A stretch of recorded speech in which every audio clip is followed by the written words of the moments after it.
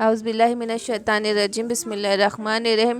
اذ تسعدون، اور جب تم چڑھے جاتے تھے، ولا تلون علی احد ورسولی، اور مڑ کر نہ دیکھتا تھا کوئی بھی، والرسول یدعوکم، اور رسول پکارتا تھا تم کو، فی اخراکم، تمہارے پیچھے سے۔ اور تم جب چڑھے جاتے تھے اور تم مڑ کر نہ دیکھتا تھا تم میں سے کوئی بھی، اور رسول یدعوکم، تم کو پکارتے تھے پیچھے سے، فی اخراکم، تمہارے پیچھے سے۔ تو یہ غزوہ احد کی بات ہو رہی ہے، وہی بار بار ریپیٹ ہو رہا کہ جب آپ صلی اللہ علیہ وسلم کی یہ انتقال کی شہادت کی افواہ اڑ گئی تو سب کے سب بھاگنے لگے، تتر بتر ہو گئے، کسی کو کچھ سوجھ نہیں رہا تھا، اور آپ صلی اللہ علیہ وسلم پکارنے لگے کہ میں یہاں ہوں، میں یہاں ہوں۔ ایک تو افواہ، گرما گرمی، پورا ان کے اوپر دوبارہ حملہ ہو گیا تو وہ سن نہیں پا رہے تھے، یہاں تک کہ پھر کعب بن مالک نے زور سے آواز دی، تب انہوں نے سنا۔ آپ صلی اللہ علیہ وسلم کی آواز ان تک جا ہی نہیں رہی تھی۔ پھر کعب بن مالک نے زور سے کہا کہ یہاں آپ صلی اللہ علیہ وسلم صحیح ہیں، ادھر جمع ہو جاؤ، اور جھنڈا لے کے کھڑے، تو پھر اس جھنڈے کے تلے سب آنا شروع ہو گئے، فوراً سب کے سب آنا شروع ہو گئے۔ آپ صلی اللہ علیہ وسلم کی آواز نہیں سنائی دے رہی تھی ان کو۔ فَأَصَابَكُمْ غَمًّا بِغَمٍّ لِكَيْ لَا، پھر پہنچا تم کو غم کے عوض میں غم، لِكَيْ لَا، تاکہ تَحْزَنُوا عَلَىٰ مَا فَاتَكُمْ، تاکہ تم غم نہ کیا کرو، ما فاتکم، جو نکل گیا، ولا ما اصابکم، اور جو تم کو پیش آیا۔ اب صحابہ پہ ایک تو دو بات ہو گئی نا، ایک تو آپ صلی اللہ علیہ وسلم کی نافرمانی کر بیٹھے، دوسرا کہ جنگ سے بھاگنا بہت بڑا گناہ کبیرہ ہے، وہ بھی وہ کر بیٹھے جلدی میں۔ تو یہ کہا جا رہا ہے کہ غم کے بدلے غم پہنچا، تاکہ اور پھر اللہ جو کچھ تم پر پیش آیا، وہ جو کچھ تمہارے ساتھ پہنچا، واللہ خبیر بما تعملون، اللہ باخبر ہے جو تم نے کیا۔ ثم انزل علیکم من بعد الغم، پھر اس غم کے پاس نازل کیا تم پر، ثم انزل علیکم، پھر ہم نے نازل کیا، علیکم تم پر، من بعد الغم، اس غم کے بعد، امانتن، امن، سکون، چین، نعاسن، اور نیند، یغشا طائفتم منکم، اور ڈھانک دیا ایک گروہ کو تم میں سے۔ اور حالانکہ بہت اس رات اتنی تکلیف ہوئی، جنگ، اتنے سارے وہ شہید ہوئے، صحابہ شہید ہوئے، اور جو بھی غم کا معاملہ آیا تھا، لیکن اللہ نے ان کو پھر بھی مغفرت کر دی تھی، بخش دیا تھا اللہ نے۔ اور جو دیکھا جائے نا، جب تکلیف میں اور رات بڑی ہو تو کتنی بڑی لگتی رات، اس وقت نیند آ جانا ایک بہت بڑی چیز ہے۔ کتنی گھبراہٹ ہے، اتنا غم پہنچا، اور اس وقت اتنے تھکان میں انسان سو بھی نہیں پاتا، اور وہ کتنی بڑی بے چینی رہتی۔ تو نیند آ جانا ایک بہت بڑا اللہ کی طرف سے نعمت ہے، سکون کا ذریعہ۔ تو اس میں بھی اللہ نے اس غم کے بعد بھی تم کو اونگ دے دی، نیند دے دی، اور ڈھانپ لیا ایک گروہ کو تم میں سے، وطائفتن قد اہمتہم انفسہم، اور ان میں سے ایک گروہ یہ فکر میں پڑا تھا، گمان میں تھا، انفسہم یظنون باللہ، اپنے تئی وہ گمان کر رہا تھا اللہ پر، غیر الحق کی، ناحق، ظن الجاہلیتی، جاہلوں جیسا گمان کر رہا تھا ایک۔ وہ کیا تھا؟ یقولون حل لنا من الامر من شیء، وہ کہتا تھا کہ نہیں ہے ہمارے لیے کوئی بھی حکم اس کام میں۔ قل ان الامر کلہ للہ، تو کہہ دو کہ جو کچھ حکم ہے وہ تمام اللہ ہی کے لیے ہے، اللہ ہی کے ہاتھ میں ہے۔ یخفون فی انفسہم، جو کچھ تم اپنے آپ میں چھپاتے ہو، ما لا یبدون لک، جو ظاہر نہیں کرتے آپ پر۔ یقولون لو کان لنا من الامر، اور کہتی ہے کہ اگر ہمارے لیے کوئی حکم ہوتا، شیئن، کچھ بھی، ما قتلنا ہاہنا، تو ہم یہاں مارے نہ جاتے۔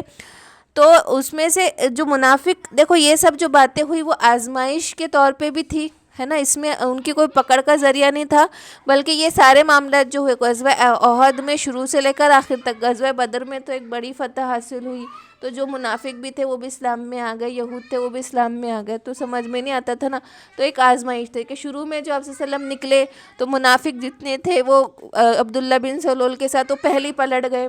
پھر آپ صلی اللہ علیہ وسلم کی وفات کی خبر سن کے پھر جو منافق تھے تو کیا کہنے لگے کہ اب رسول انتقال ہو گیا تو چلو ڈبل سے اپنے دین میں پلٹ جاؤ، کچھ کا کچھ کہنے لگے۔ سب منافقت اور مومن کے چھاٹنے کے لیے بات ہوئی تھی، اور کچھ افسوس کرنے لگے کہ کاش کہ ہم جنگ میں ہی نہ آتے، کاش کہ ہمارے ساتھ ایسا ہی نہ آتا۔ کچھ لوگ افسوس کرنے لگے، جنگ میں آنے کے لیے افسوس کرنے لگے۔ تو یہ سب کیا تھا؟ یہ سب ان کو فرق کرنے کے لیے تھا کہ مومن کون ہے اور منافق کون ہے۔ تو یہی کہنے لگے وہ کہ جو کچھ ان کے دل میں تھا وہ ظاہر کرنے کے لیے اللہ نے کیا کہ ہم اگر یہاں نہ آتے تو ہم یہاں قتل نہ ہوتے۔ قُل لَوْ كُنْتُمْ فِي بُيُوتِكُمْ، تو کہہ دو اگر تم اپنے گھر میں بھی ہوتے، لا برز الذین کتب علیہم القتل، تو البتہ جو تمہارے لیے لکھا جا چکا تھا مارا جانا، الی مضاجعہم، اپنے پڑاؤ میں۔ کہ سوچنے والی بات ہے کہ اللہ نے جو کچھ لکھا ہے وہ تو ہر حال میں ہونا ہے. اگر مارا جانا، موت ہونا لکھی، اگر تم اس جنگ میں نہ آتے اور گھر میں بیٹھے رہتے تو بھی موت آ جاتی. تو یہاں پہ وہی بات فرمائی جا رہی ہے.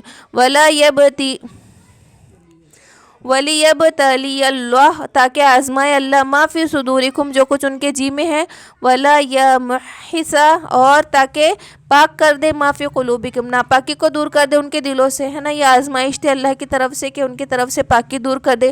وَاللَّهُ عَلِيمٌ بِذَاتِ الصُّدُورِ، اللہ جانتا ہے دلوں کے بھید کو.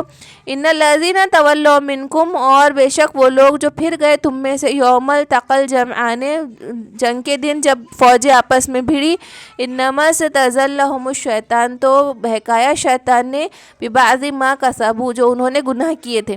تو اس وقت تو ایک تو کچھ کی حالت ایسی غیر ہو رہی تھی، کچھ بزدل ہو رہے تھے، اور کچھ کے دل میں شیطان کیا وسوسہ ڈال رہا تھا کہ تم تو بہت گنہگار ہو، ابھی تمہاری موت ہو گئی تو تم مر جاؤ گے تو گناہوں کے ساتھ اٹھو گے، تو رک جاؤ جہاد سے.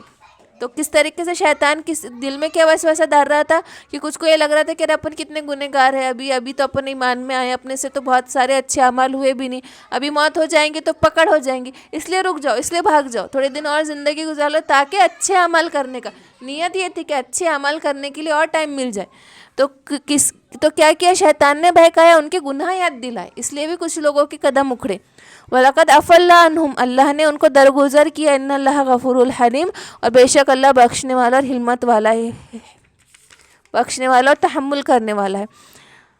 اور یہ جو تھی وہ صرف غزوہ احد کیا تھی، تکلیف تھی بہت بڑی ایک اس کے بعد میں، اور یہ بھی کہ اسباب پہ بھروسہ نہیں کرنا ہے، منافقین اور مخلصین کا فرق کرنے کے لیے تھا. اور جو ہے کیسا ہے نا کہ بہکایا شیطان نے گناہ پر،